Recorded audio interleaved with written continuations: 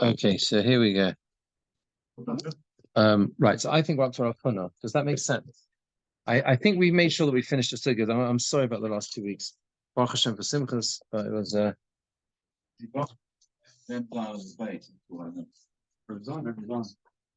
yeah, I think that's right. I think it is Mem Zayin on the base. I think it is Mem Zayin on the base, and I think we're up for Rav Huna. I think it was Rav Huna. Okay, so we need to understand what we're talking about. Basically, the question is, when a sale happens under duress, that's the sugya, right? The question is, if a sale happens under duress, is that a valid sale? That means money is transferred. We're not dealing with virtuous acts or not. It's clearly a nasty thing to do to force someone to sell something, right? The question we are interested in is the purely halachic question of whether the sale is valid or not. That's the question, okay? Right? Now we saw that Rav Bibi holds, we saw in the previous Gemora, that Rav Bibi holds it's not valid. How do we see that? Mem Zayin on the base. Yeah, Mem Zayin on the base. But how do we see that with Rav Bibi? Because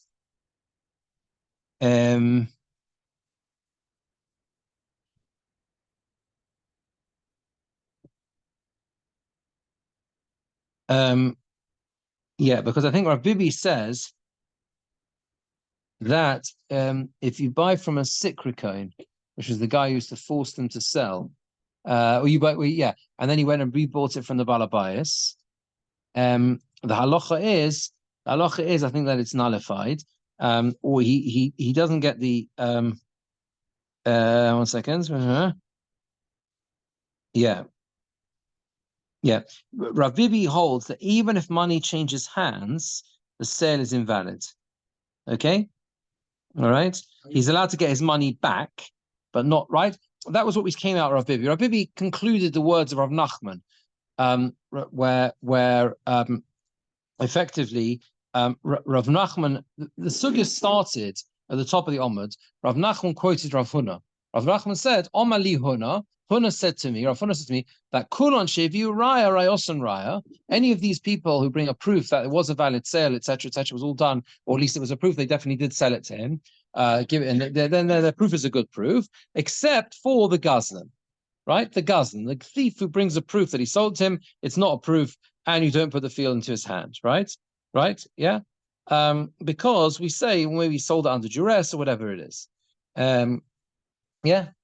Make sense? Now, Rav Bibi, 1 second. Rav Bibi said that he doesn't get the land. He doesn't get the land, but he does get the money. He gets the money back. That means to say that Rav Bibi understood that Rav Nachman was talking about a scenario.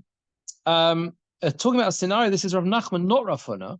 That Rav Nachman himself held that even if money changed hands, so you have a Gazlan, right? A Gazlan is a thief. The thief stole something from someone else, but he didn't really steal it. He paid for it. But under duress. Rav Bibi said, that if he paid for it under duress, he's got to give the land back, right? But he gets his money back.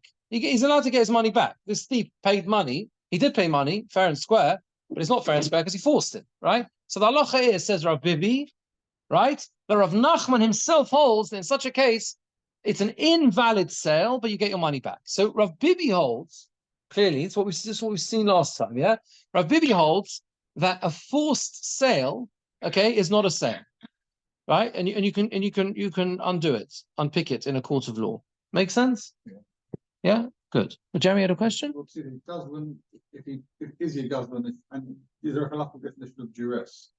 So we'll come on to see. We'll see more about that when we see Rav Huna's opinion about duress itself. But when you say it's a Gazlan, it's an interesting point because we're calling him a Gazlan, even though you could argue he's not really a Gazlan because he's paid for it. But he's forcing him to sell. Less than market value. Not necessarily. We just don't know. Yeah, could be paid the full value. I'm saying you might. You see, if he didn't pay the full value, then you have other grounds to retract it because of overcharging. So it's not really theft, paying full. Correct. Yeah, correct. Yeah. Yeah, it might be nasty person, not God. Yeah. You know. Yeah, it's a fair point why it's called a Gazlan. It's a fair point why that one, but either way, that's what it comes out of what Rav Bibi said. But Rav Huna is the more surprising opinion. So Rav Huna is 1, 2, 3, 4, 5 lines up from the end of the Omid. Omar Rav Huna says, Teliu v'zovin, you got it? Teliu v'zovin, zvine zvine. You got it, Jeremy? Yeah. That if he hangs him from a tree, right? He hangs him from a tree and he sells it to Teliu v'zovin, right? And he agrees to sell it. The halacha is that the sale is a valid sale. Now, this is extremely surprising. You hang someone up or you force them to say, literally hang him. You hang him, not hanging dead, but you hang him up, you string him up and say, I'm not going to let you down. I'm not going to cut you down until you sell me the field. And he agrees. And he says, yeah, okay, I agree. And he gives him the money. Halacha is the sale is a valid sale. You haven't acted in a very nice way, but it's a valid sale. So the Gemora says, my time, or what is the reason? How can this possibly be the case? The Gemora says like this. There's a logical argument here. Cold, mezavin inish, anything a person sells, he loved the honest, lo have a mezavin. This is a very interesting concept. It comes in other places in the Gemara as well. The assumption is that anything a person sells, if not the fact that he was being forced, he was under duress, he wouldn't sell. That's the assumption. The assumption is people only sell because they need money. Otherwise, they don't sell, whether it's land, whether it's movable things. You don't sell unless you have the money. Someone who's got endless reserves of cash doesn't sell. Why? Yeah. Why would, the only reason to sell something that I own is because I want money, right? Because I want to monetize it. Oh, well, you might want to buy something else. You might want to change for. Fine, but the fact is, if I had enough funds, I wouldn't sell it because I'd have enough money. Not necessarily. You might think that the value is going to go down. That means I need the money.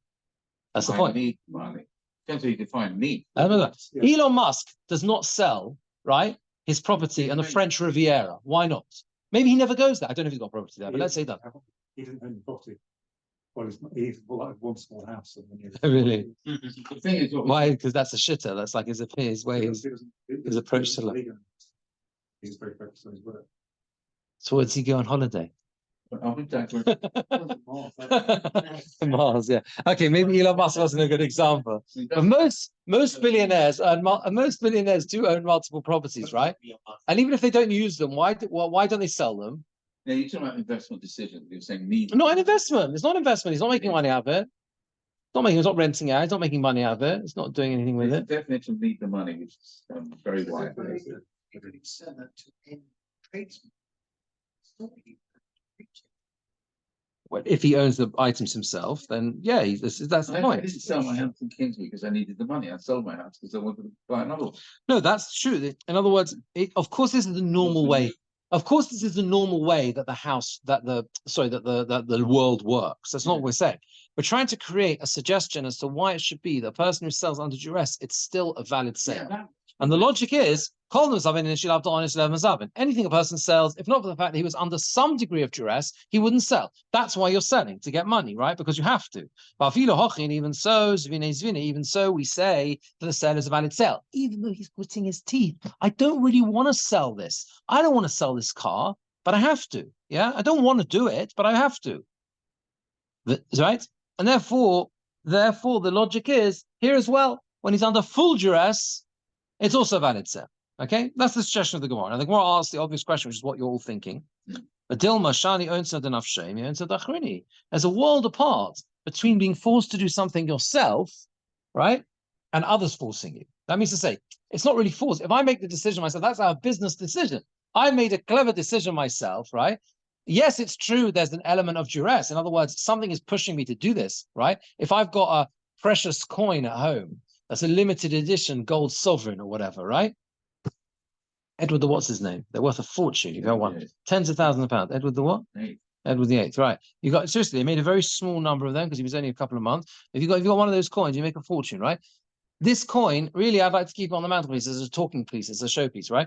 But I make the business decision to sell it because I feel like I need that money. That's my decision. You understand? Right? And therefore, as a result, at the end of the day, that's my decision. Whereas someone else forcing me to do it, that's a totally different planet. As well as Frog said, there are situations in the world where they say Mahaya Haya. What was, and then was not. In other words, what was, but the not in the cat, and they held by it. What do you mean? You're saying that the sale, even under duress is considered. Well, that's what Rafuna says. Yeah, we're trying to understand why. I'm saying we have cases in the Gemora where they say what was and not carried out, and it helps. Yeah, but that's not going to help you here, though. I'm saying the principle is established that what? that sales. No. Things happen. That's true. But the question here is whether he needs to repay him. Give it back. The sale itself was valid. I'm saying a lot of the given actions are considered to have But that's a chiddush here to say the same thing. To say that here. I would say It's a chiddush here. I would say based on If someone stops your car at gunpoint, right? God forbid, and takes your wallet from you, yeah,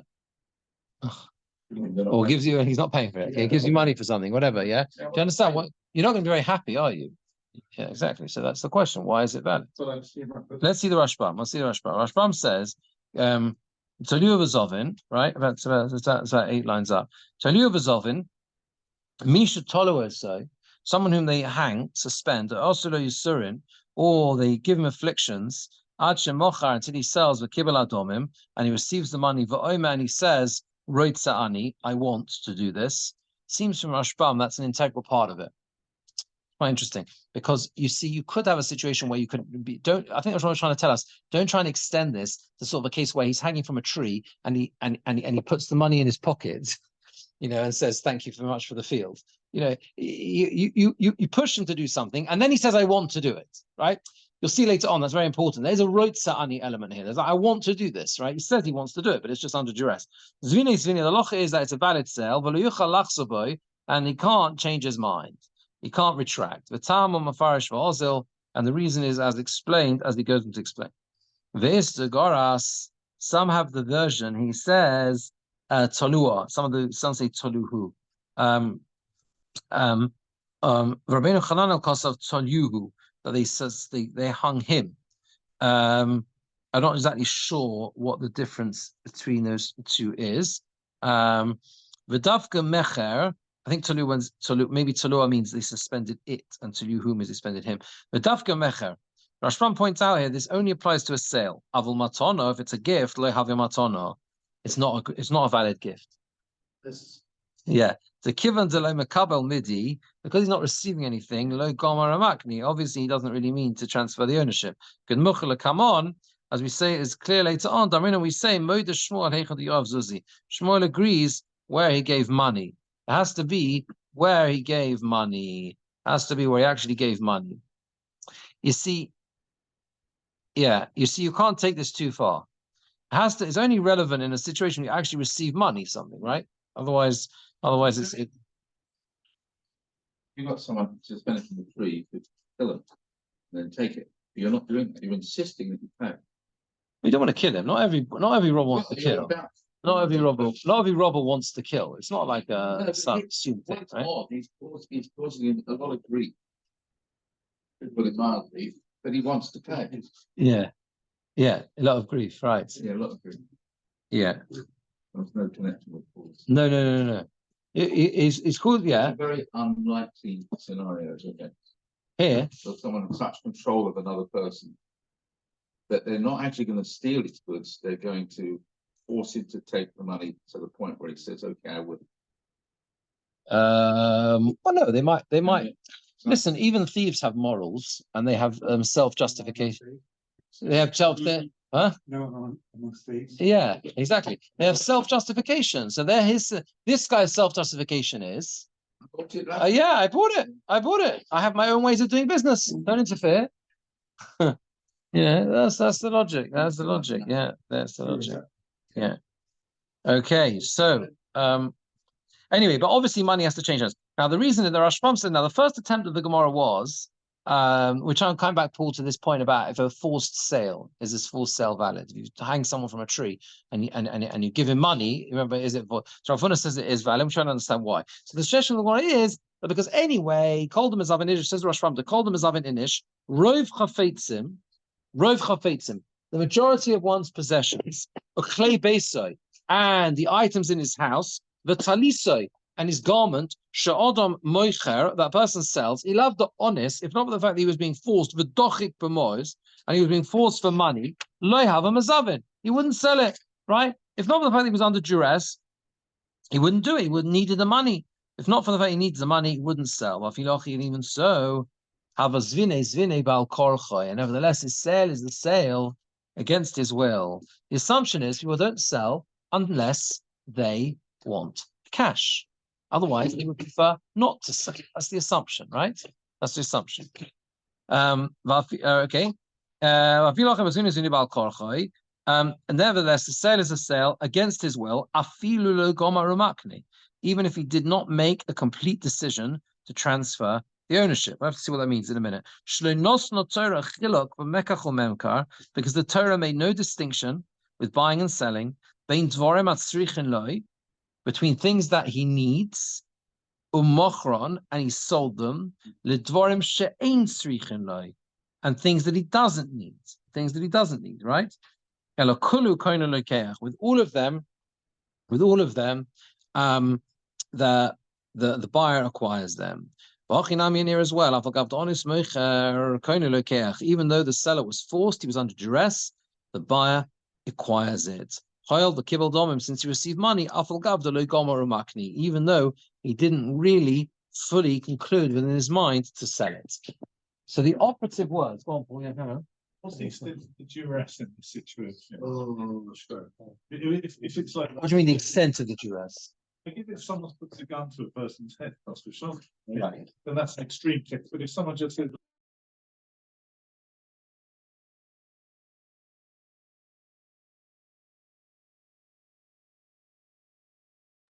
We are talking here about duress. Talking here about duress. That means as much as duress is duress. what's the definition of duress? Well, you're hanging him up, stringing him up is pretty harsh. That's a life and limb kind of. Yeah. Serious, very serious. That's a big done. Yeah. Serious business. What would that be in the contract? They're not sparring the person. But it's only one opinion. Yeah, well, Rafuna says, this is exactly what we're trying to understand. Why should it be a valid sale? Because I can demonstratively say that I did not want to do this. And I was only doing it because I was forced to do it. I had no intention of it being a valid sale. I've got a very strong alibi to say that it's not true. It wasn't nothing what I did. I didn't mean it. Nevertheless, Rafuna says it's a valid sale. And the Gemora's attempt at solving it is very interesting. The first attempt is that anyway, all sales are like that. Every time you sell something, it's assumed, not always, but the majority of things you sell is because you don't really want to sell. Most people don't want to sell stuff unless they need the money. That means really, I'm actually very fond of this thing. I don't want to part with it. But I haven't got any, I haven't got a choice. Right? That's what I have to do. And nevertheless, it's valid. So let's say the same thing here. Now, the operative words, the Rashbam, if you look carefully at this Rashbam, just think of there's a Rabbi Chanan here in Kovet Shurim, I think it talks about this. Okay. What? No, because the operative words in Rashbam are afilu lo gomer umakni. That's a bit of a chiddush. Basically, Rashbam says that when a person sells something, again, we're going with this assumption that people don't really want to sell their possessions, right? And they do if they have to. And therefore, the Rashbam says, if I, let's say, post on everywhere K that I want to sell a cupboard, okay? The assumption is I don't want to sell it. That's lo gomar umakni. Gomar umakni means, gomar means to complete, makni means to transfer ownership. So lo gomar umakni means I don't really want to transfer the ownership of this thing. I don't want to sell this thing. I just feel like I have to because I need the cash. Make sense? Right? And the Rashbam says, once we assume that that's the operative principle, the fact that I don't really want to do it, yet it's still valid because I did it. So let's extend it here as well. I don't want to do it. You're forcing me to do it, but it's still valid. Did you act in the right way? No, of course not. We're not dealing with morals here. We're dealing with the basic halachic question of whether the sale is valid. Rabbi Chanan says, the Tema Loma King, he says, it's astonishing to say this. It's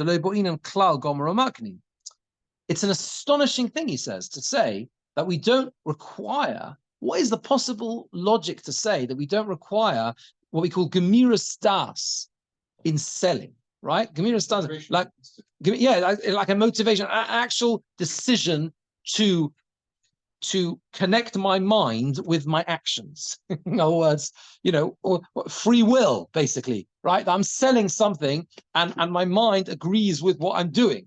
And how is it possible to say that we don't require that? Asmachta comes up many times in the Gemara. Asmachta is something where I don't really believe it's going to come to pass. And because I don't believe it's going to come to pass, the whole logic is, therefore, I don't really sell it. You know the case of Asmachta in Sanhedrin, right? Dice players. Remember, those were postulators. Why am a sachik for kuvia postulators, those who play dice? Yeah, because basically it's a form of gazela, because they never think they'll lose. The gambler always thinks he was going to win. That's how gamblers lose money, right? Because they always think they're going to. The next time, they think the next time. Meanwhile, they lose all their money. And therefore, right? And if there's a dice players or whatever, they really don't think they're going to lose. And because they don't think they're going to lose, there is no gemiras das. There's no intention to transfer, to part with your property. And therefore, it's basically like theft. And that's why someone who's a professional gambler is postulators. Even though you say it's not really theft, we've agreed. There are terms of this game. Yeah, the terms of the game are, you sit there, I sit on the other side of the poker table. We both know we could lose. We both know we could win. It's consent, free will. No, because it's like theft, because it's called asmachta. That means I rely on the fact that I'm not really going to lose. And that's what I think. Therefore I don't really want to transfer the ownership. Now, therefore he says as well, and the one who says asmachta kanya, he says the logic of the opinion that says asmachta kanya, there is an opinion in the Gemara Sanhedrin that and elsewhere, that actually, no, an asmachta, something where you think it's not going to happen, it still doesn't matter, it's still valid. That's because hu mishum desfirale the gamba asmachta Gemora makni. That's because that opinion holds that even if it's something we think is not really going to happen, actually you do think it's going to happen.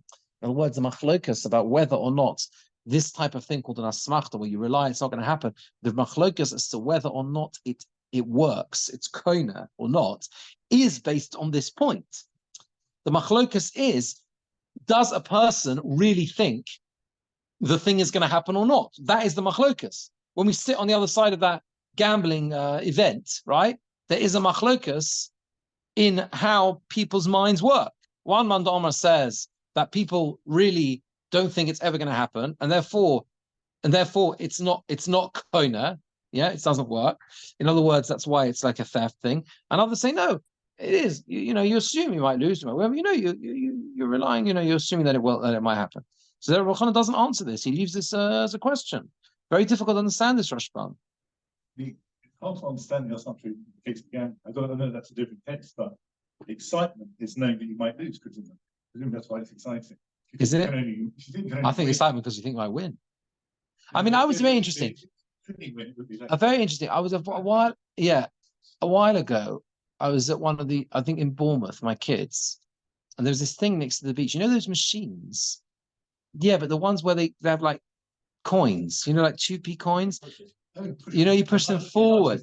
Yeah, and it's a fascinating thing, because every time you think you've done this with your kids, you think the 2p coins are going to go off. It's amazing psychology, what?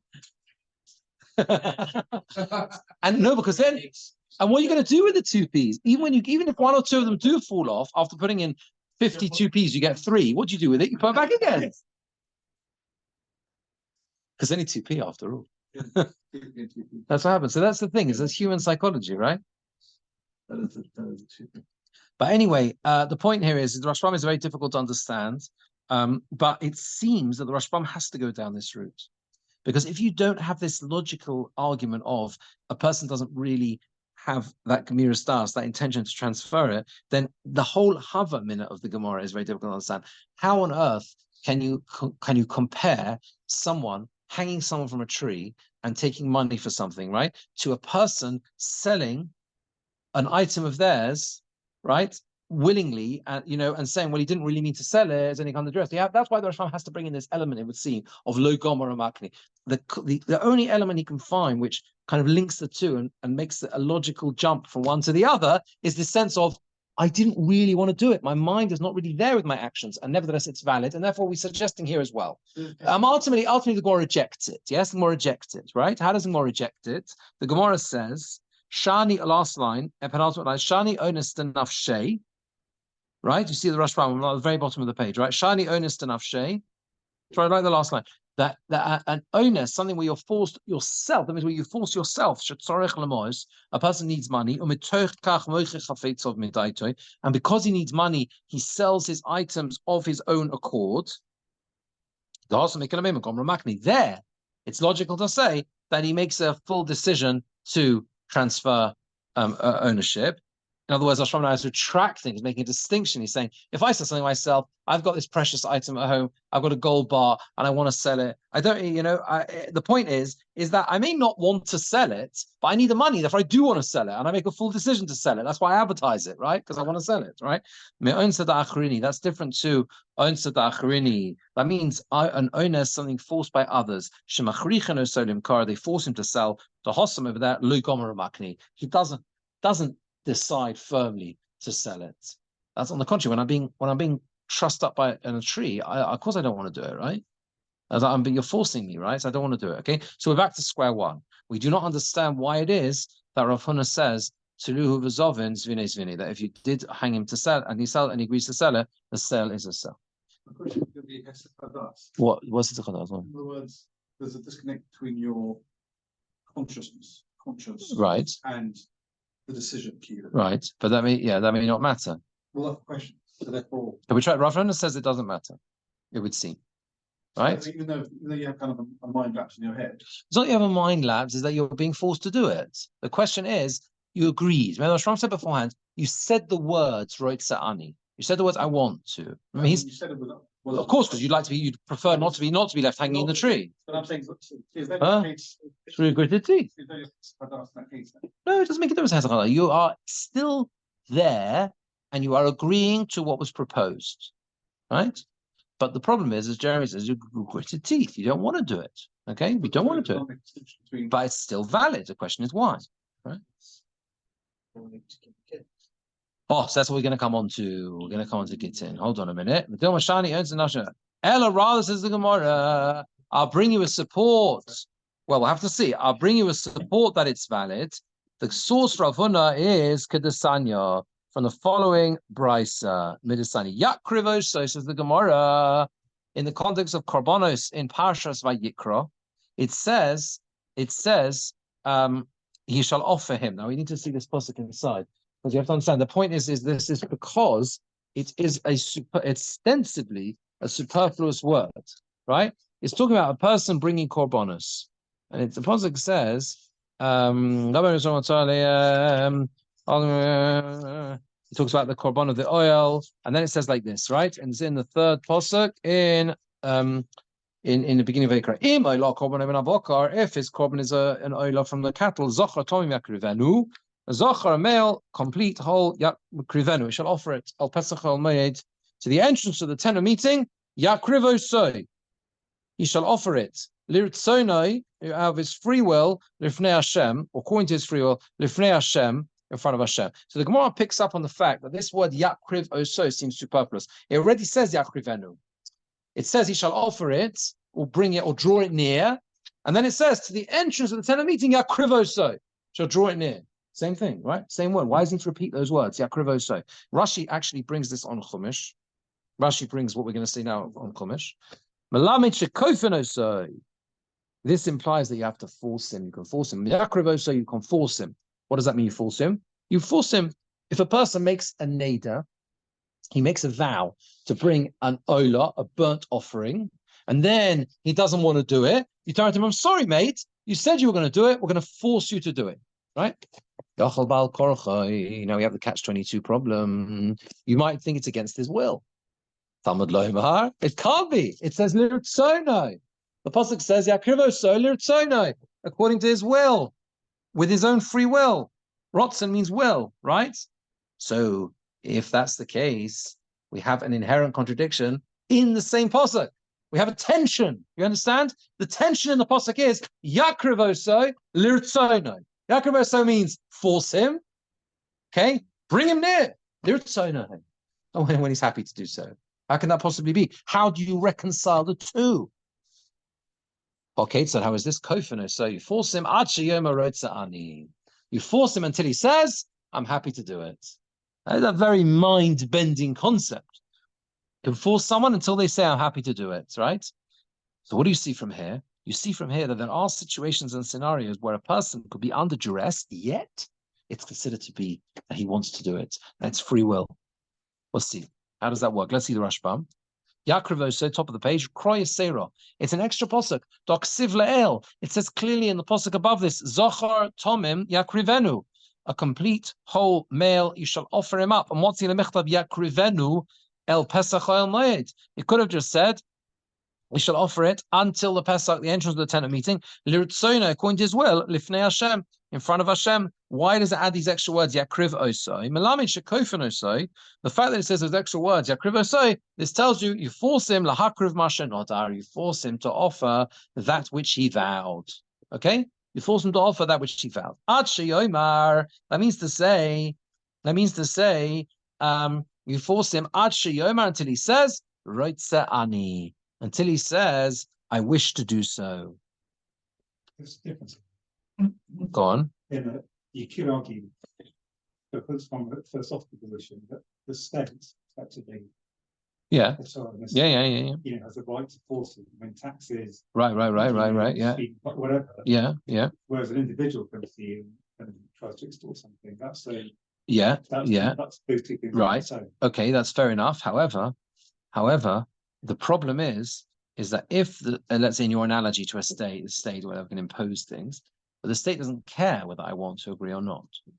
But here the Torah says that you force him and he wants to do it. You know, if the state imposes a speed fine, it doesn't care whether you agree with that or not. You might vehemently disagree.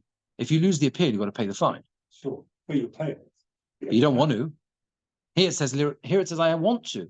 I have a will. That's the problem. There is how can I change my inherent desire to, right? And that's the problem, right? So you see, says the Rashbam, so we see until when we force him, ad Omar, until he says, mitoch yisurin, out of affliction, because he's being forced, he's under duress. I want to, Karina Be Liritzono. We consider it to be Liritzono according to his will, to Gomar Beliboy Lahakriv, because he has concluded in his heart to offer it up. V'wadin similarly Zvini, his sale should be the same thing. Im Omar, if he says Roitzaani, I want to do it, Hovizvini, it's a sale to Gomar Beliboy Lahakriv, because the assumption is that deep inside him, he did agree to transfer the ownership, right? So again, let's use your analogy again, because it's a good analogy, right? Let's say the court imposes a fine on a person, right? Court imposes a fine. You got to pay £50,000 fine for whatever you've done. The guy doesn't want to do it. Let's say for whatever reason they don't have access to his bank account and they can't get the money out. There's no bailiffs. There's nothing. He won't give away the code. Whatever it is, they cannot get the money. He's a fine, but they can't get the money. And he refuses and refuses and refuses. Eventually, they wear him down so much, he says, okay, I agree. So the chiddush is that we consider that an act of free will. Why? Or at least a desire to do. Because we say that when you say the words, I want to do it, we say that means you've also agreed within your, you decided that it's whatever reason it's something I wish to do. Or you're consenting. And therefore, the logic is the same. The argument is that the same logic should apply in a case of a sale, where you're forced under duress to sell something, and the guy wears you down, and you say, okay. Yeah. Into a mitzvah, where a person's wants to do mitzvahs or done chaskus. If he says, I want to, assume that he means it because you judged him favorably, whatever it is. Whereas a free will sale isn't mitzvah driven, so there's no assumption his Yitzchak wants to sell a piece of land. Same way. Yeah, I think that's really the way the Gemora itself is going to deal with this, push this away. The Gemora's basic approach is that it's not comparable because of what you get out of it. In other words, the key difference is, right? In the case of a korban, right? Ultimately, I know it's the right thing to do, and ultimately, I know what I'm gaining. What am I gaining? He made a vow to bring a korban. So by bringing the korban, he's going to get the atonement he needs. So really, he does want the atonement, but he doesn't, by whatever reason, he's dragging his feet, or he's, I don't know, he doesn't want to part with the money. Animals are expensive now, prices have gone up, whatever it is, he doesn't want to part with the money, right? Doesn't want to pay for the cow. but he knows he really needs to and he should do, and therefore, really, he wants that kapara, he wants the atonement. Whereas in this case, on the contrary, I don't want to give away at all. You're forcing me to sell my vase. I don't want to sell the big vase. I like it. Make sense? The one says, "V'dil mashani hosam," over there is different than nichol. Maybe there is different. The nichol le kapara. There, it's good for me. I want to have an atonement, right? Rashi says, "V'chi oma roitze." Rashbam says, "V'chi oma roitze ani vaday belev shalem ka'oma." There's a logic to say that when he says, "I want it," he is saying it with a complete heart. Yes, it's true. You have to drag him kicking and screaming to the mizbeach, right? But once he gets to the mizbeach, and he says, "Okay," we can assume he's done a process of tshuva, or he's done a process in his heart that has realized that actually it's in my interests. Of course we are. It's difficult. There's no other solution. Bottom line, the Torah said, it holds. End of. Don't talk about it. No, that's not true. That's not true. That's not true. That's not true. Forgive me. That's not true. Had the Gemora not said liritzono, that it's according to his will, we wouldn't care. It would be like Jeremy speeding fine. Wait a second. Listen to what I'm saying. Wait. If we said, if the Torah just said, had not said the word according to his will, we don't care about his will. You know, we impose a fine. We force you to do something. We can do that. The Torah can do that. Doesn't make a difference, right? I don't care what you think, right? Yeah, you understand, right? That's how it is. What's that Ben Shapiro's line? No? Facts don't care about your feelings. You know, I don't care how you feel. You've got to do something, right? You've got to do something. That's how it is, right? But the Torah doesn't say that. And that's why the Torah doesn't say that. The Torah says, "Liritzono." Bring it according to your own free will. And that's where we've got to find the logical explanation here. And the logical explanation is that even though you're being brought under duress and you're being dragged to the Mizbeach, ultimately, there is a rotzen there. And how can there be rotzen? The answer is because I know that I need a kapara. That's it. That's it. That's it. Yeah, that's it. Deep down, That's it. you know what we want. Yeah. It's still No, because, yeah, exactly. No, because you want it. Ultimately, you want to do the right thing. Ultimately, you want to do the right thing. Listen, you'll see it more from the get. Wait, Jeremy, we'll see to the get, okay? The Gemara says, we'll see. Hold on a minute. Ve'elo misseifo. So the Gemara says, okay, fine. I understand there's no comparison to the case of the Korban, but there's another case which is a better comparison. The end of that brisa says, V'chein ata oimer b'gitei noshim. And so you say the same thing with a get, with a woman who has to receive a get. We say to them with a man, we say we force him until he says, I want to do this. Now, this is very surprising. This is very surprising because a get has to be given out of free will. And yet you say we force him until he says, I want to. How can that possibly be valid? Look at the Rashbam. By the way, there's only very few cases you do this. Very few cases based on will force a get. Yeah, because they don't often, because it's only got to be insane. The cases in the Mishnah in Ksubas for these are examples of cases where they force him to divorce. Mukeshchin literally means someone who has full of boils, but really the Gemara I think explains that is much worse. And it's like leprosy, there's limbs falling off and things like that. It's a bit awful. Yeah, he's basically he's got serious problems. Or bar polypus, I think, has got also a serious medical condition. And these are things where she says, I can't cope. I can't manage with this. We force him and we hit him until he says, I want to give the get. He has to say, I want to.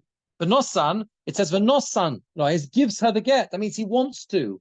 So how do we overcome this inherent problem of him having to do it out of his own free will? And we say kofana, so we force him. And the answer is, we force him until he says, I want to.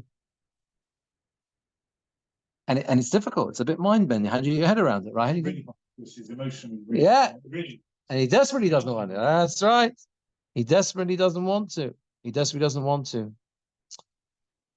it's very difficult. It's not very many cases like this, but there is cases. Nowadays, Botei Din are much more restricted, obviously, because they have to follow the law of the land in terms of what they're related to. The fact there was a very famous cause celebre, the cattle prod case. I mentioned this in New York, where the diner went to jail because he used a cattle prod, which he wasn't allowed to do. I think he went to jail. I think so. He got criminal.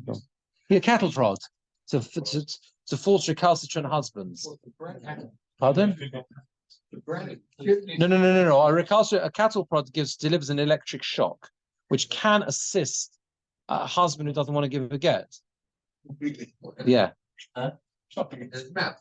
No, it's in his mouth. It could be any part of his anatomy. The point is, it doesn't matter where it is. The point is that it was the point is there was a kid. No. But it's illegal. Obviously, it's illegal. Botin don't have the ability to do this today nowadays, and he went to prison. But I think so. It was yeah. But anyway, the point is that in theory, at least, and that's how it was. There was the ability to force. Nowadays, they force in other ways. They use social pressure, put someone in cherem. There are various other things that can be done. But they didn't have various things to be able to do this, right? Huh? Yeah, there are things they can do. Name and shame, and that happens, right? People can't get an aliyah. There's all sorts of things. There's been cases in this country. There's been cases. Yeah, there are cases in this country. Yeah. Now, the problem is how. What are we saying from there? We're saying that just like with a get isha, we say kofinu say achim rotzani. We force him until he says I want to do it. So you see, when a person says rotzani, what do we see? That when he says I want to do it, what are we seeing? What are we saying? That even though he's under duress, he really does mean to do it. The Gemora says no, it's still not a comparison. The dil mashani hosa, maybe there is different. The mitzvah lishmoya divrei chachomim, because it's a mitzvah to listen to the chachomim. Ella, he says, Rav Huna misvara didei ka'oma. Rav Huna says it. Sorry, that's the answer. The Dilma. Sorry, look at the Rashram. Dilma hosam nami. There as well. Ki Oma wrote Sa'ani when he says I want to. Gomar beliboy legarsha. He concludes that he wants to divorce her. The mitzvah ka'ovid, because he's doing a mitzvah. Because the chachomim obligated him to divorce her, he's doing a mitzvah. There's a mitzvah to listen to the chachomim, and it's the same thing as a korban. Ultimately, when he says roitzani, what is he saying? What is he saying? Pardon? I want to be a good boy. He's saying I really want to do the right. Now, what's the problem with that, Paul? What's the problem with this? Okay, let's now detach ourselves. What's the problem? Where's the Rambam? So this is the Rambam. Where's the Rambam? Is there a Rambam here? On the behind the Yes, thank you. Over here. Okay, what's the problem with this? Go on. He desperately doesn't want to divorce her.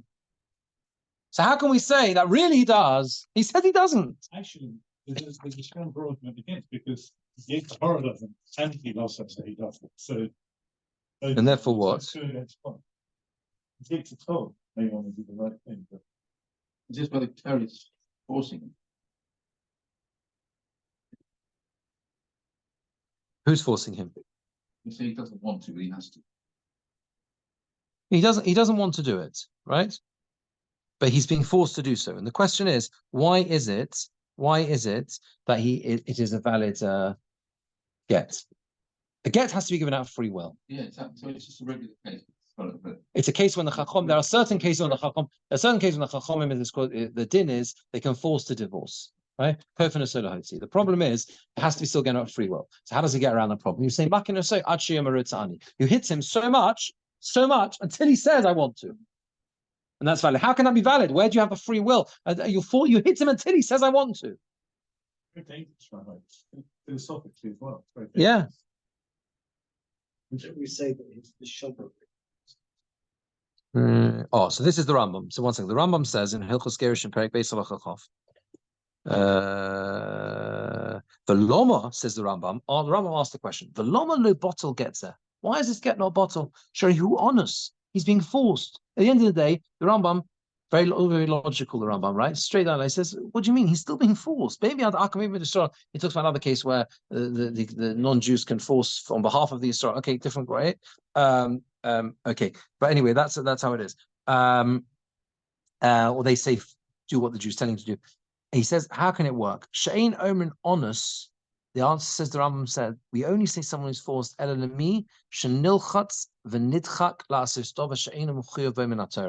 only say a person is forced, is under a situation of duress, when he is being forced to do something that he is not obligated to do min HaTorah. Could go in, for example, someone who is being being hit by someone else, right? Someone else is hitting him until he sells or gives it away. Because we're going to, it's our case, exactly. We're not using it. Remember, we said the logic here in Gittin does not apply to our case. We need another solution for our case. So leave our case by the side, right? But what is the logic with a get? But the Rambam says, Misha talk for Yitzroy Hora. Someone who's Yitzhahora gets the better of him, Levatel mitzvah, to nullify a mitzvah, Ola, so it's Aveira, or to do a sin, for hookah, and he's hit, and someone they hit him, Adshe Osir Dover Shechayev La Asoso, they hit him to the extent that he's basically, until he does the thing that he was obligated to do, such as this case, or he distances himself from the thing that he was forbidden to do, Ein Ze Onus Mimenu. This is not forced from him. Elohu Onas Atzmoi B'daita Hara. He forced himself with his mad and negative opinions. He put himself in this bad and negative place. This wasn't an oiness. He wasn't under. The only duress was what he created in his own mind by building a Yetzirah inside him to do the wrong thing. That's the duress. Therefore, this person who doesn't want a divorce, since he wants to be part of Klal Yisrael, and he wants to do all the mitzvahs, and really he wants to do the mitzvahs, and he wants to distance himself from averos. The Yitzru Husha Tokfai, his Yitzhahara just got the better of him. That's what all Jews. If any Jew does an avera, okay, any Jew does the wrong thing, does the sin, doesn't want to do the sin, doesn't want to do the sin. If he knew about it, of course he wouldn't do the sin. Why does he do the sin? Yitzhahara. People have Yitzharas. Yeah, people have Yitzharas. Whether that's through knowledge or ignorance or whatever. A Jew does the wrong thing. It's not because he wants to do the wrong thing. The assumption is he wants to do the right thing, but he's got Yitzhara, right? The Kivan Shehoka Achetoshash Yitzroi, since someone is smiting him until his Yitzhara is weakened. For Amen, he says, Roitza'ani, he says, I want to do it. Kfar Gorash L'Ritzayno. That's called divorcing point his free will. Okay, and then all goes in. It's a very, very famous Rambam. The Rambam unusually, it's in Yad Chazaka, so really, the Rambam doesn't really go into reasons so much. He's giving down the halachas, bang, bang, bang, these are the halachas. But here the Rambam feels the need to justify to us, right, how this works. And the Rambam tells us the basic fundamental principle is that every single Jew wants to do the right thing. And the only reason he doesn't is because he got a Yitzhahara. And once you remove that Yitzhahara, right, it is Rotza'ani. It's genuine Rotza'ani. I want to do it. Everyone wants to do the right thing. We all want it. That's how it is. It's a very important principle in the concept of tshuva. There's lots of different things come out of this Rambam. This basic concept. It's not to say punishment, corporal punishment, but it's the way of reading it. No, I don't think he's saying that. He's just saying that this case here is a case where, literally, in those days, it literally was corporal punishment. The problem was, how can you possibly say the person is doing it out of his own free will? And the answer is because there is a mitzvah legarish, there's a mitzvah to divorce. The intrinsic, pure neshama of the person wants to do the right thing. The Yitzhahara's got in the way. That's all. I suppose a lot of that is a piece. I'm saying the stone that they had in one of the villages in Poland where they locked, they died up, really broke shovels. Right. The rabbi locked him up or whatever. So, or you can use this to justify. I can't remember the exact story, but whatever, I think there's something. Okay. Look, in the time when the Beis Din had the ability to do so, that's exactly what they would do. They would be able to force people to keep mitzvahs in that way. There was something called makas mardas. Makas mardas were lashes which were given out of rebelliousness.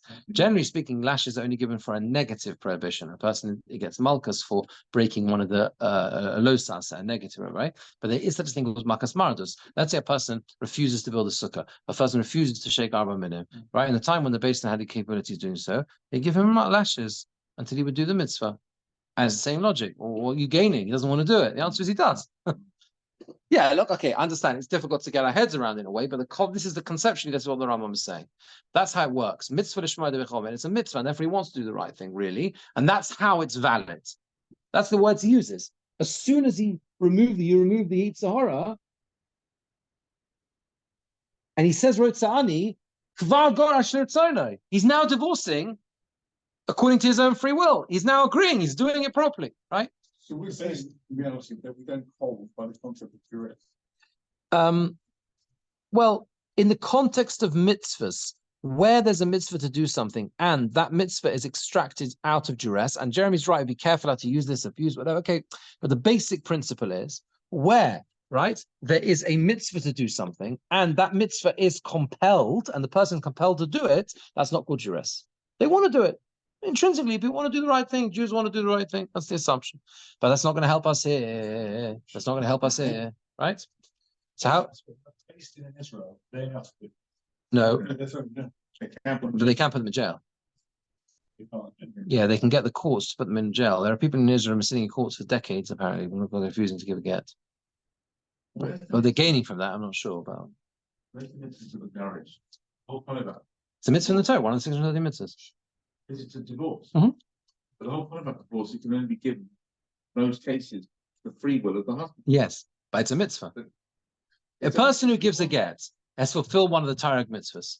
Now, that's a paradox in a way, because it's not a mitzvah people want to be in a position that they need to do. But nevertheless, it's a mitzvah. And in fact, when it does take place, usually the Beis Din will actually remind the divorcing parties that it's a mitzvah. That means to say, when it's necessary, when it's the right thing to do, it's a mitzvah.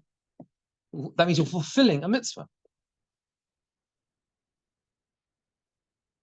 Most of us. Most people will not fulfill this one of the Torah mitzvahs, and it's not something that people should inspire to do, but it is a mitzvah. If a person gives a get in Beis Din, they have fulfilled one of the 613 If he mitzvahs. really doesn't want to, then he's not able to fulfill that mitzvah. What?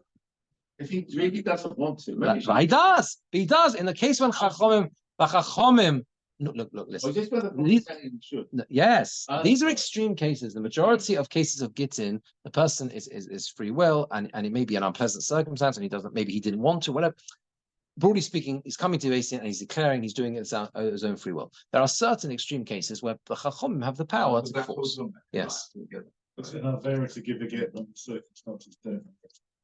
Is it an avera to give a get when the circumstances don't merit it?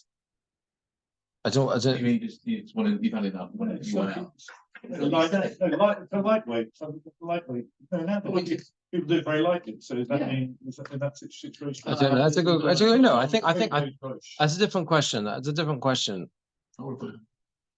Nowadays, listen, a get has to be given out of free will and received out of free will. Since the Konos of Gershon, both are free will. Okay, so therefore, the practice is, at the end of the day, it's going to be free will both ways. Okay, for the last 1,000 years, you can't megarish bal korcho, right? So it's going to be both ways anyway, free will, right? But there are definitely situations where it's very complicated to work out whether or not the person is going to actually do it or not, and that's why they have sometimes they get nechbaz.